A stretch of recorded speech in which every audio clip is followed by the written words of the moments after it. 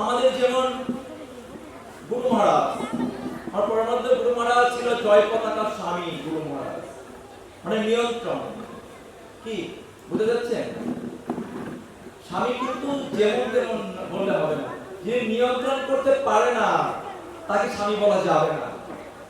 স্বামী কয়টা বুঝে যায়, যে নিয়ন্ত্রণ করতে পারে, মানে না, তিনি জগতের না, সবার, শুধু কোনো হিন্দুদের জন্য না, তিনি সবার জন্য, তিনি শুধু মানুষের জন্য না, প্রত্যেকটা প্রাণীর জন্য, তিনি শুধু কোনো পুরুষদের জন্য না, সবার জন্য। ঠিক জগন্নাথ, এই জগন্নাথ লীলা কথায় অনেকগুলো লীলা রয়েছে, আমি সংক্ষিপ্ত একটু কথা বলবো। গত কয়েকদিন আগে ক্লাসে আমি বলেছিলাম, তখন মন্দির অবগত ছিল। আমরা দেখতে পাই এই জগন্নাথ সম্বন্ধে, জগন্নাথকে আমাদের অনেকটা আমরা ডাক দিই অনেক সময় মন্দিরে, এই ছোট ছোট বাচ্চা তোমরা আসো দেখি, বলো দেখি তোমরা এই বিগ্রহ চিনো। অনেকে চিনে, অনেকে জানে না। এখন মূল বিগ্রহ শয়নে চলে গেছে। আমার মাথার উপরে দেখেছেন কি বিগ্রহ আছে না নাই? কি কি মানে চিত্র পড়ে, এটা বিগ্রহ না চিত্র পড়ে। কি কি? জগন্নাথ, বলদেব, সুভদ্রা। দেখেছেন? দেখা যাচ্ছে না? যাচ্ছে না? যাচ্ছে। ঠিক অনেকে জানে না কে কোনটা, অনেকে জানে না। আমাদের ছোট ছোট ছেলেরা এবং কি অনেক সময় অনেক বয়স্ক লোকেরা, বয়স্করাও জানে না কে কোনটা। হ্যাঁ, জগন্নাথ যেটা ব্ল্যাক মানে কালো কালারের, সেটা হচ্ছে কে? জগন্নাথ। যেটা মাঝখানে রয়েছে হলুদ কালার, সেটা হচ্ছে সুভদ্রা। আর যেটা সাদা কালার, সেটা হচ্ছে বলরাম। জগন্নাথ, বলদেব, সুভদ্রা মহারানী কে? কারণ আমরা যদি না জানি, আমাদের যারা প্রজন্ম আসছে তাদেরকে কি করে জানাবো? মন্দিরে আসলে আমরা অনেক সময় অনেককে দেখি যে তারা জানে না এইগুলো। যেমনকি আমি গত সপ্তাহে বলেছিলাম, এই ক্লাসটা আমাদের গ্রামে একটি মাতাজি, বৃদ্ধ মাতাজি কয়েকদিন আগে আসছিলেন আমদিকে মন্দিরে। তিনি এসে তার ছোট একটা নাতিনকে নিয়ে এসেছে। নাতিনও প্রণাম করেছে, ওই বৃদ্ধ মাতাজিও প্রণাম করেছে। বলছে, ঠাম্মি এটা কি? বলছে জগন্নাথ। বলছে তাহলে ছোটটাকে, মানে কি সুভদ্রা একটু ছোট না? কি দেখা যাচ্ছে না? যাচ্ছে না? বলছে এটাও জগন্নাথ। বলছে ও আচ্ছা, তাহলে আর একটা সাদা কালার, ওটাকে? বলছে ওটাও জগন্নাথ। বলছে তাহলে জগন্নাথ কি তিনটাই জগন্নাথ? তিনটাই জগন্নাথ। না তাহলে তো তাই বলবো। ঠিক না? ঠিক না? তিনি নিজে জানেন না, বয়স্ক লোক, একদম বাস্তব। নাম বলবো না। আমাদের গ্রামে মানে কি ভক্ত না, মানে আমাদের গ্রামেরই তিনি লোক, আমাদের গ্রামেরই ভক্ত, তিনি জানেন না। তাহলে উনি না জানলে তার নাতিকে কিভাবে জানাবেন? আমরা তাই বলবো নাকি? তারপর ও ছোট জগন্নাথ, মানে ওই মেয়েটা বলছে এটা কি ছোট জগন্নাথ বড় জগন্নাথ? হ্যাঁ, ছোট জগন্নাথ বড় জগন্নাথ। মানে সুভদ্রা মহারানীকে ছোট জগন্নাথ আর জগন্নাথ তো জগন্নাথ। এরকম কি আমরা বলবো? আমরা সবাই কি চিনতে পেরেছি? হ্যাঁ। আমরা এখন আসা যাক আমাদের জগন্নাথ, বলদেব, সুভদ্রা মহারানী এরকম বিগ্রহের দর্শন কেন? এটা তো স্বাভাবিক দর্শন না। আমরা অন্য সব যেসব বিগ্রহ রয়েছে,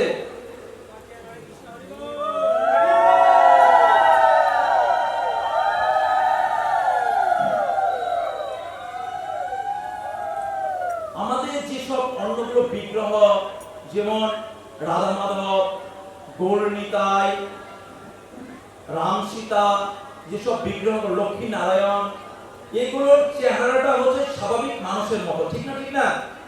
ঠিক না? ঠিক না? কিন্তু জগন্নাথ, বলদেব, সুভদ্রা মহারানী চেহারাটা কেন একটু ব্যতিক্রম? কিন্তু স্বাভাবিক চেহারা নাকি ব্যতিক্রম? স্বাভাবিক না ব্যতিক্রম? এই ব্যতিক্রম হওয়ার কারণটা কে কে জানে? হাত তুলুন।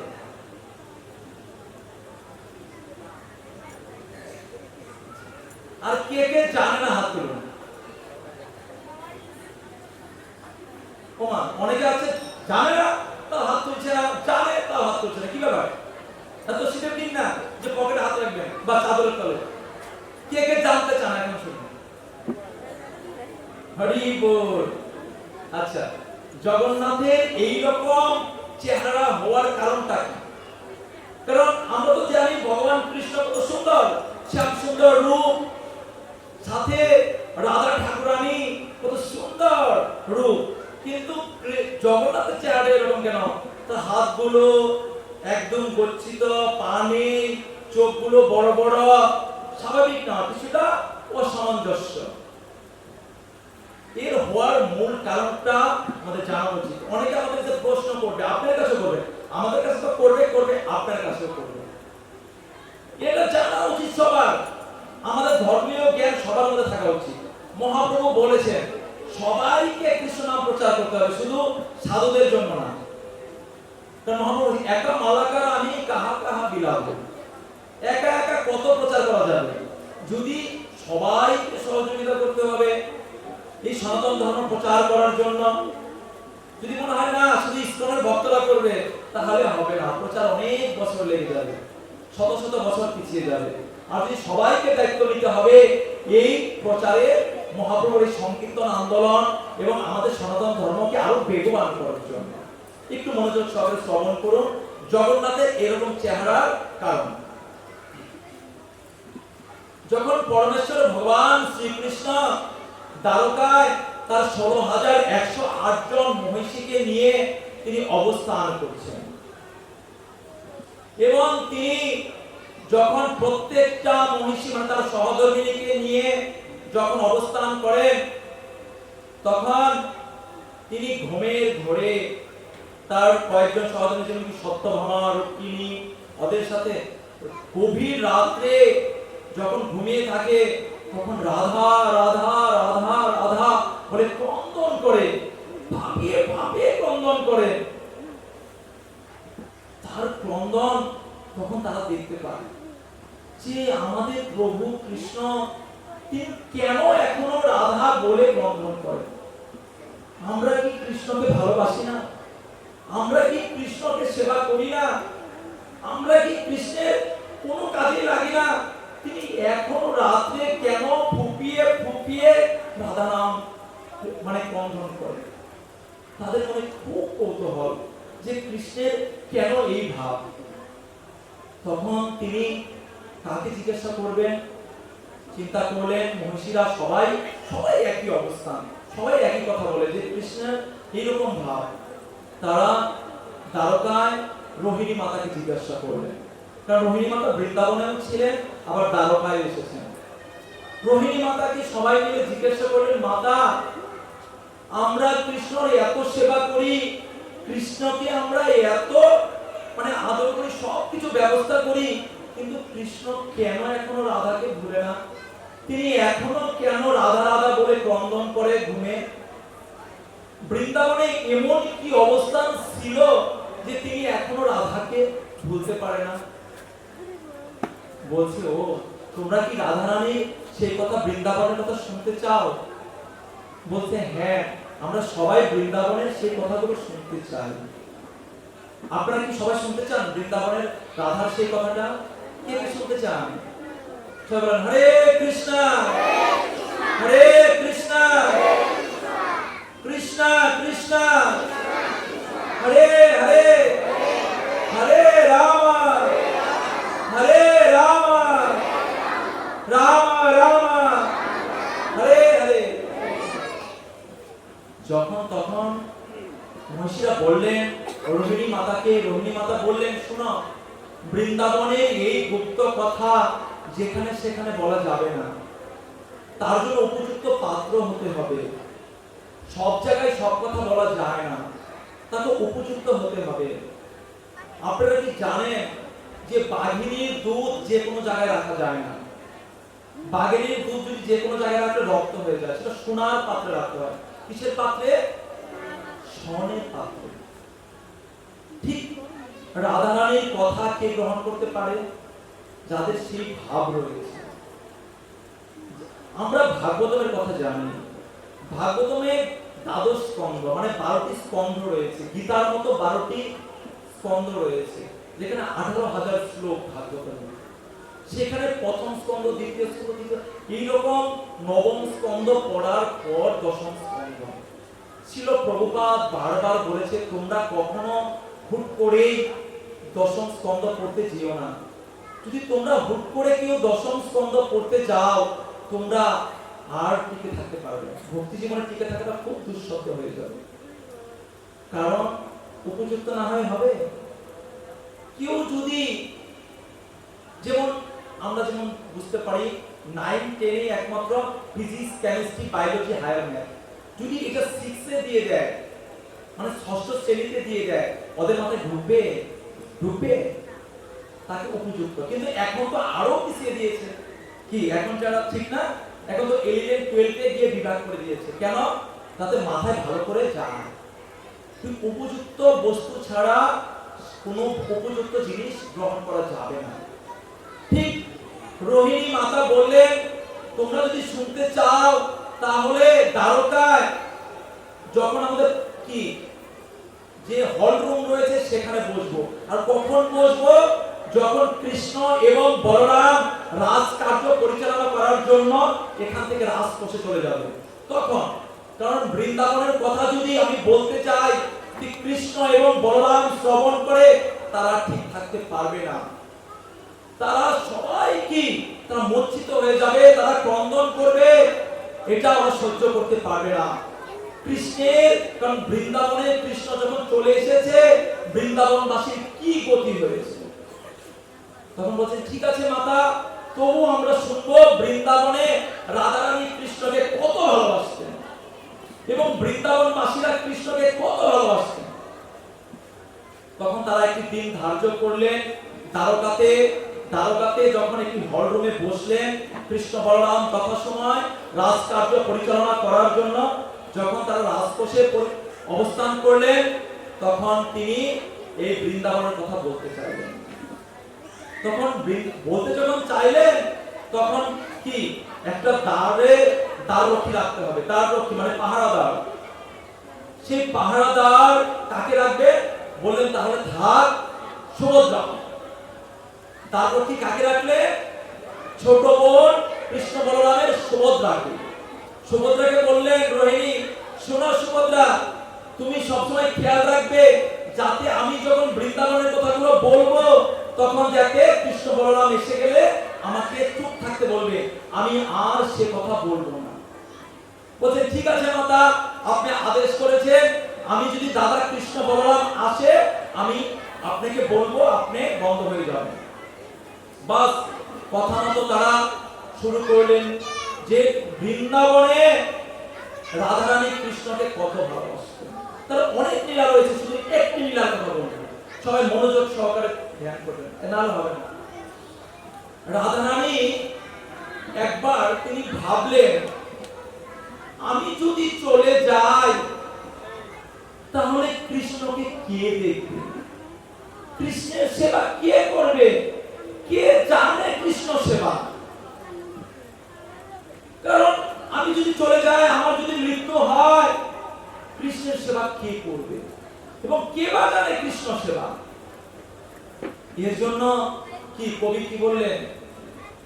মরিব মরিব সখী নিশ্চয় মরিব, কানো হেন গুণ নিধি কারে দিয়ে যাব। সখীদের বলছে রাধারানী মরিব মরিব সখী নিশ্চয় মরিব, কানো হেন গুণ নিধি কারে দিয়ে যাব। মানে কানুকে কার কাছে রেখে যাব? তোমরা কে বা জানে কানু কিভাবে সেবা করতে হয়? কারণ কানাইয়ের সেবা যে কেউ জানে না। কারণ রাধারানী কৃষ্ণকে কিভাবে ভালোবাসতেন, তিনি কৃষ্ণকে, আমরা তো ভগবানের যে সেবা করি দেওয়ার টাকা দিচ্ছি, ভগবানকে একরকম আইটেম প্রায় প্রতিদিনই দিচ্ছি, বাতাসা দিয়ে যাচ্ছি, আবার চিনি যে কিনে আনছি বোতলে ভগবানকে। হরে কৃষ্ণ, আমি অনুশ্রীকে বলবো অনুশ্রী তুমি বাইরে চলে যাও, কারণ এখানে তোমরা প্লিজ তোমরা সেজে এসেছো, তোমরা বাইরে গিয়ে বসো বা আমাদের এসি রুম রয়েছে সেখানে যাও, যারা যারা নৃত্য করবে। হরে কৃষ্ণ। যারা যারা নৃত্য করবে আমি অনুরোধ করব তারা অফিস রুমে গিয়ে অবস্থান করবে।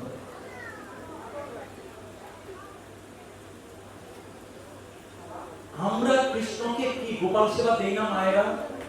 দেখলে দেখা যায় একই খাবার কত রকম, এমনি একই খাবার দিচ্ছি গোপালকে, যেমন কি চিনি পাইছি একটা চিনি চিনি চিনি চিনি, তাহলে একবার চিনিতে দিচ্ছি।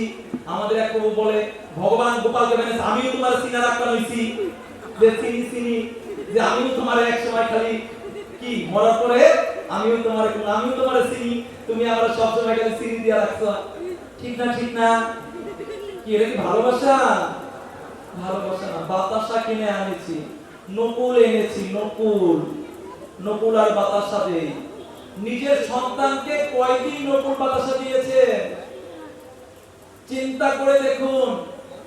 গোপালকে তো আমরা সন্তানের মতো দেখি না, কিসের মতো দেখি? এক বছর গোপাল কোনদিন দেখেছেন ইস্কন মন্দিরের অল্টারে রয়েছে? নাই। কারণ এই গোপাল সেবার যোগ্যতা প্রভুদের নেই। এটা একদম মায়েদের। মায়েরা খুব ভালোবাসতে পারে কি সন্তানকে খুব ভালোভাবে খাবার দিতে পারে, স্নান করাতে পারে, প্রভুরা সেটা পারে না। গোপালকে মায়েরা কত সুন্দর ভাবে দিতে পারে, কিন্তু মায়েরা যদি দেয় কি তার ছোট সন্তানকে কোনদিন লোক দিয়ে রেখেছেন? কে কে দিয়েছেন তার ছোট সন্তানকে লোক কোনদিন? খেতে হাত তুলো। কে কে দিয়েছেন?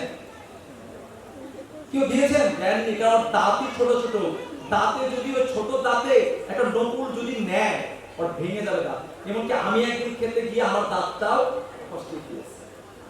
খেয়ে দেখবেন নকুলের কি অবস্থা। বাতাসা একজন ইষ্টি এসেছে বাসা, মানে মেহমান, তাকে একদিন বাতাসা দিলেন তো কতদিন থাকে আপনার সাথে সম্পর্ক? বলবে তুমি আমাকে বাড়িতে গিয়েছিলে, বাতাসা দিয়েছিলে, তোমার নাম্বারটা আমি ব্ল্যাক লিস্টে রেখে দেবো। ঠিক না ঠিক না? ঠিক কি ইষ্টি কুটুম আসলে কি বাতাসা দিবেন? কি সম্পর্ক থাকবে? কিন্তু গোপালকে যে দিচ্ছি অনেকদিন ধরে, এটা সেবা হয় না। রাধারানী কৃষ্ণকে কি সেবা করতেন? কৃষ্ণকে তিনি একবার যেরকম আইটেম দিতেন, দ্বিতীয়বার সেই আইটেম কখনো দিতেন না। তিনি এত ভালো রান্না করতেন, তিনি সব সময় কৃষ্ণের চিন্তা করতেন যে আমি যদি চলে যাই সখী কৃষ্ণকে কে দেখবে, কে বা জানে কৃষ্ণ সেবা। তারপরে কি বললেন যে দেখো তোমরা তো এই সেবা জানো না, তাহলে কে দেখবে? তখন সখীরা বলল দেখ সখী, তাহলে তুই যদি মরে যাস তাহলে কিভাবে হবে? তোর আমরা সমাধিদান কিভাবে করব? তখন কি বললেন রাধারানী?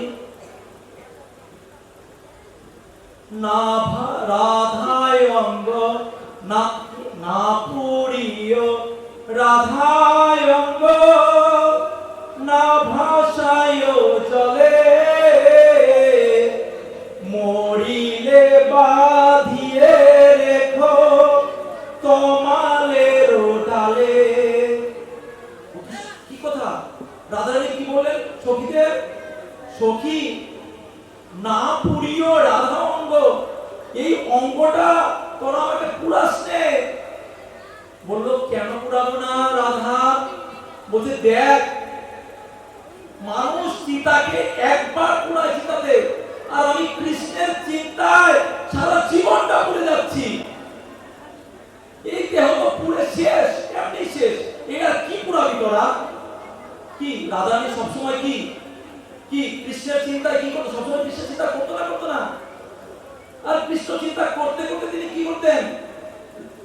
তার শাশুড়ি ননদী জটিলা কুটিলা তাকে না কতই বকাবকি করতেন, তাদের বকা খেতে খেতে তার অঙ্গটা তো এমনি পুড়ে গেছে। কি বললো? দেখ সখী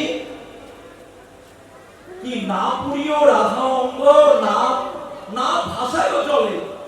তাইলে যদি না পুরাই তাহলে তো জলে ভাসাবো না।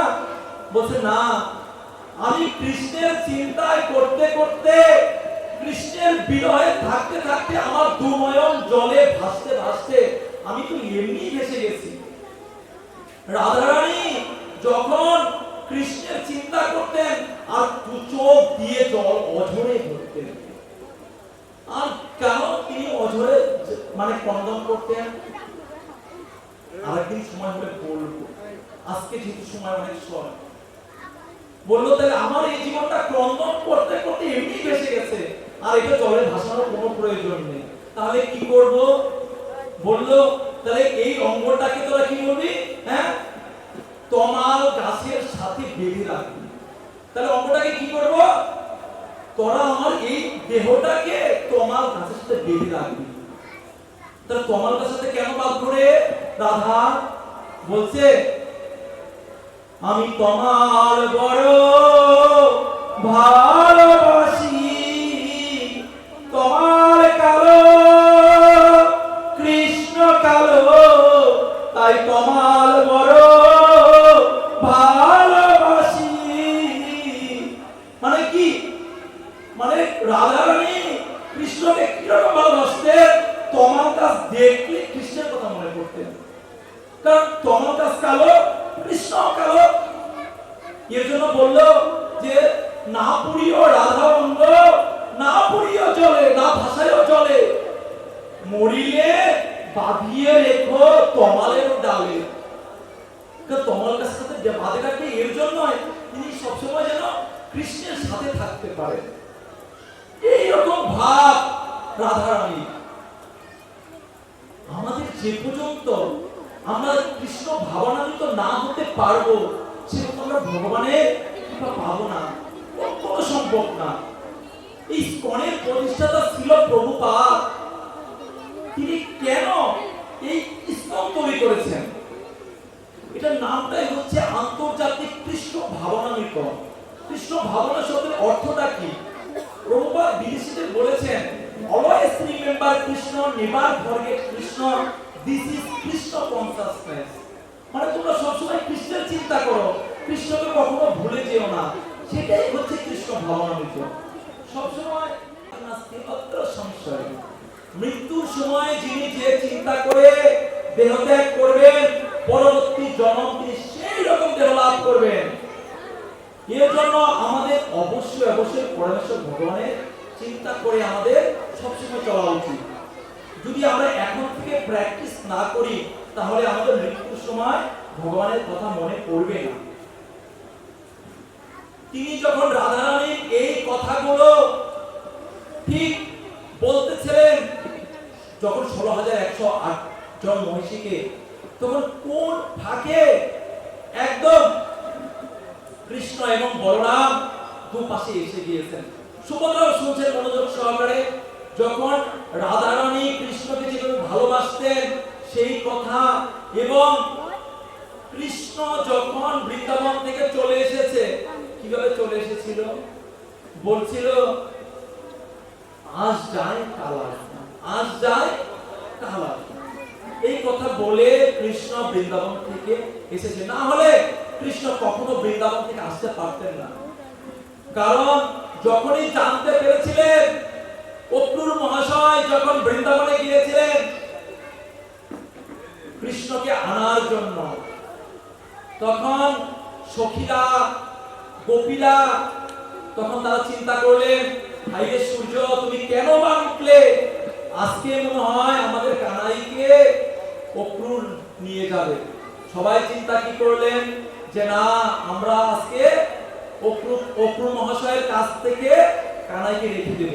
ওরা সবাই শুয়ে পড়েছিলেন যে না, কৃষ্ণকে যেতে দেব না। এমন ভাবে কৃষ্ণকে ভালোবাসতেন। এবং কৃষ্ণ যখন বৃন্দাবন থেকে এসে পড়েছিলেন, গোপীদের কি রকম ভাব ছিল। এবং কৃষ্ণ বলরাম কিন্তু দুইজনে এসে পড়েছেন, কিন্তু সবাই এত মনোযোগ সহকারে শ্রবণ করেছেন বৃন্দাবনের কথা, রাধারানীর কথা, ওরা একটু তাকিয়েও দেখেন। এবং সুভদ্রাকে যে দায়িত্ব দেওয়া হয়েছে সেই দায়িত্ব পালন করেনি, তিনিও শ্রবণ করছিলেন, কিন্তু কৃষ্ণ এবং বলরাম তারা যে দুজন এসে পড়েছেন খেয়াল করেনি। এবং তিনিও সেই কথাগুলো শ্রবণ করছেন যে রাধারানী কত ভালোবাসতেন আমাকে, এবং রাধারানী আমি আসার পরে তার কি গতি হয়েছিল, গোপিকাদের কি গতি হয়েছিল। কারণ যখন কৃষ্ণ বৃন্দাবন থেকে এসে পড়েছেন, বৃন্দাবনে সুখ সারি সবসময় আনন্দ দিয়ে রাখতেন। সুখ সারি আর গান গায় না, বৃন্দাবনের গাভীরা আর গোচারণে যায় না, বৃন্দাবনে মা যশোদা আর রান্নাঘরে প্রবেশ করে না। রান্নাঘর একদম মাকড়সার জালে একদম ঢেকে গেছে এবং মা যশোদা কান্না করতে করতে একদম ছোট মোটো একটা কি ড্রেনের মতো হয়ে গেছে, শুধু কানায় চিন্তা করতে করতে। যখন এইসব কথাগুলো কৃষ্ণ শ্রবণ করছেন যে তার বিরহে বৃন্দাবনের কি দশা, এই কথা চিন্তা করতে করতে যখন তার মায়ের কথা, রাধারানীর কথা, গোপ শ্রীদাম সুদাম দাম বসুদাম মধুমঙ্গলের কথা শ্রবণ করছেন, সাথে সাথে কৃষ্ণের হাতগুলো কি সংকুচিত হয়ে যাচ্ছে, চোখগুলো বড় বড় হয়ে যাচ্ছে, তার অষ্ট বিকার শুরু হয়েছে, কম্পন করছে। যখন এরকম হয়েছে, কৃষ্ণ বলরাম এবং সুভদ্রা মহারানীর একই অবস্থা। এই দৃশ্যটার সাথে সাথে নারদ মুনি এসে উপস্থিত। নারদ মুনি এসে দেখলেন তাদের এই রকম চেহারা, যে রকম চেহারা এর আগে কখনো ভগবান কে এরকম রূপ দর্শন করেনি নারদ মুনি। নারদ মুনি বললেন, হে প্রভু, আমি আপনার জগতে কত রকম রূপ দেখেছি, কিন্তু এই রকম কৃপা রূপ কখনো দেখিনি। আপনি কৃপা করে এই রূপে জগৎবাসীকে দর্শন দেন। নারদ মুনির অভিলাষ। তখন কৃষ্ণ বললেন যে, হে নারদ মুনি, তুমি আমার অত্যন্ত প্রিয় ভক্ত, তোমার এই অভিলাষ আমি পূর্ণ করব, কিন্তু এখন না, পরবর্তী যুগে। ঠিক নারদ মুনির ইচ্ছায় ঠিক আজকে আমরা ভগবান জগন্নাথ, বলদেব, সুভদ্রা মহারানী এই রূপ দর্শন করতে পারছি। যদি জগন্নাথ, বলদেব, সুভদ্রা মহারানী, সবাই বুঝতে পেরেছেন কেন এই রকম রূপ? আমাদের যখন আমরা পূর্বস্থিতি মনে পড়ে, আমার বিরহে কেউ এইরকম ক্রন্দন করছে, তখন কি আমাদের চোখগুলো ছোট ছোট হয় না, বড় বড় হয়? হাতগুলো কম্পন করে না, করে না? ঠিক ভগবানের কি বৃন্দাবনের কথা স্মরণ করে তার এই রূপের অবস্থা, এবং নারদ মুনি এই রূপ দর্শন করেছিলেন, এবং নারদ মুনির ইচ্ছায় ভগবান জগন্নাথ, বলদেব, সুভদ্রা মহারানী আমাদের কাছে এইভাবে প্রকাশিত হয়েছে। হরে কৃষ্ণ। আসলে আমি কথা বলতে বলতে অনেক সময় হয়ে গেছে, আমার আরো কয়েক মিনিট আগে রাখার কথা ছিল। যাই হোক, আজকে আমার উপস্থিত এখানে বসার কোনো কথা ছিল না, কিন্তু আজকে আমি আবারও বলেছি, অনেকে পরে এসেছে। আমাদের আজকে ইসকন সাভার মন্দিরের সম্মানিত অধ্যক্ষ এখানে বসে জগন্নাথের লীলালিত কথা পাঠ দেওয়ার কথা ছিল, কিন্তু আজকে জাহাঙ্গীরনগর বিশ্ববিদ্যালয়ে একটি বড়সড় ওখানে ধর্মঘট পালিত হয়েছে, টিচাররা করেছেন, সেজন্য তিনি আসতে পারেননি। এর জন্য আমাকে আজকে এই সময়টা কাটিয়ে দেওয়া হয়েছে। এতক্ষণ আপনারা আমাকে সহ্য করেছেন, এর জন্য আপনাদের অনেক অনেক ধন্যবাদ। আমার যদি কোনো ভুল ত্রুটি হয়ে থাকে, আপনারা নিজ গুণে অপরাধ মাফ করে দিবেন এবং আমার জন্য আশীর্বাদ করবেন, যাতে গুরু বৈষ্ণবের সেবায় জীবনকে উৎসর্গ করতে পারি। জয় শ্রী কৃষ্ণ চৈতন্য প্রভু নিত্যানন্দ শ্রী অদ্বৈত গদাধর শ্রীবাসাদি শ্রী গৌর ভক্ত বৃন্দ। হরে কৃষ্ণ কৃষ্ণ কৃষ্ণ হরে হরে, হরে রাম রাম রাম হরে হরে।